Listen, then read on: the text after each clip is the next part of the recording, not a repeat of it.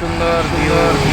এই ভিউর অবস্থায় আমাদের একজন রাইডার আহত আহত মিস্টার লাল স্পেইন পড়ে গিয়ে তার সাইকেল আহত।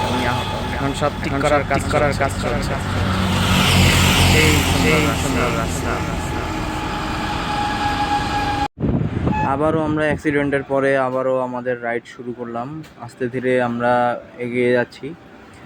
তো ভিডিওটা একটু স্পিড বাড়ানোর কারণ হচ্ছে এই লং ডিস্টেন্সটা অনেক সুন্দর একটা পরিবেশ, আর এই পরিবেশটা মানে উপভোগ করার জন্যে আমরা একটু আর্লি ভিডিও করেছি, মানে আমাদের স্পিডটা ধরে রাখার জন্য। ঠিক আছে, তো সব কিছু ঠিকঠাক হওয়ার পর আমরা আমাদের গন্তব্যে যাচ্ছি। তো হয়তোবা আমাদের আর কত 11 থেকে 11.5 কিলো হয়তোবা আছে, বা 10 কিলো হবে। তখন জিপিএসটা দেখি নেই, জিপিএসটা দেখলে হয়তোবা আরও বেশি করতে পারতাম।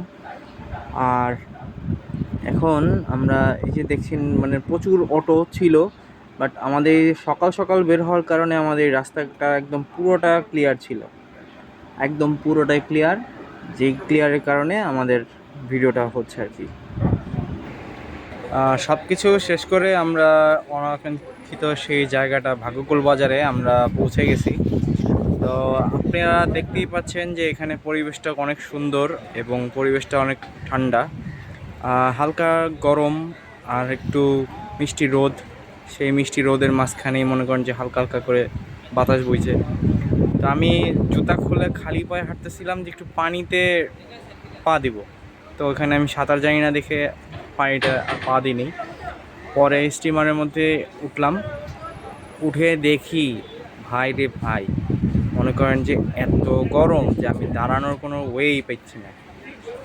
পরে আমি আমার টিম মেম্বারদেরকে বলছি আমি এখনই নেমে আসবো, তো তোমরা সবাই থাকো, আমি আসতেছি। তো আমি সব কিছু শেষ করে আমরা মনে করেন যে মানে পেটে এত ক্ষুধা লাগছে, সব কিছু শেষ করে আমরা সেই সকালে 6:30 সময় আমরা রওনা দিয়েছি। এখন বাজে হচ্ছে আপনার 12:42 বা 45, যেই হোক, আমরা ওইখানে এসে পৌঁছায় গেলাম। এরপর আমরা খাইতে বসবো, তো সাথে থাকুন। তো আমরা খাইতে বসলাম ভাগ্যকুল বাজারে, একদম ব্রিজের সাথেই, মানে ব্রিজ বলতে কি মানে নদীর তীরের পাশেই আমরা খাইতে বসছি। তো খাবারটা খুবই মজার ছিল। অথবা মানে আসলে কি আমাদের আসলে খুবই মানে খিদা লাগছিল। তো সাইকেল রাইডিং করলে খুব খিদা পায় আসলে। ওই খিদার চোটে আমরা যে কী খাইছি আমরা নিজেরাও জানি না। তো আমরা পরোটা নিয়েছি, তো মিষ্টি নিয়েছি, ডাল ভাজি নিয়েছি। তো একজন এক একভাবে খুব মজা করে খাচ্ছি। তো ভিডিওটা একটু দ্রুত করার কারণ হচ্ছে আমাদের মানে খাওয়াটা একটু লেট করে হয়েছে, কারণ আমরা আস্তে ধীরেই খাইছি যাতে একটু মজা করে তৃপ্তি করে খাওয়া যায়।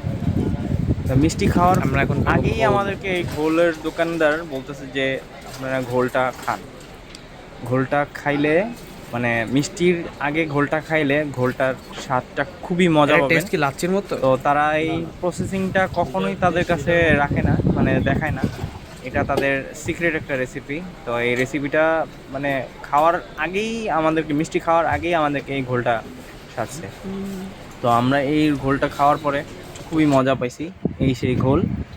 তো আপনারা সবাই দোয়া রাখবেন এবং আমাদের ভিডিওটা কেমন হয়েছে জানাবেন। আল্লাহ হাফিজ, আসসালামু আলাইকুম।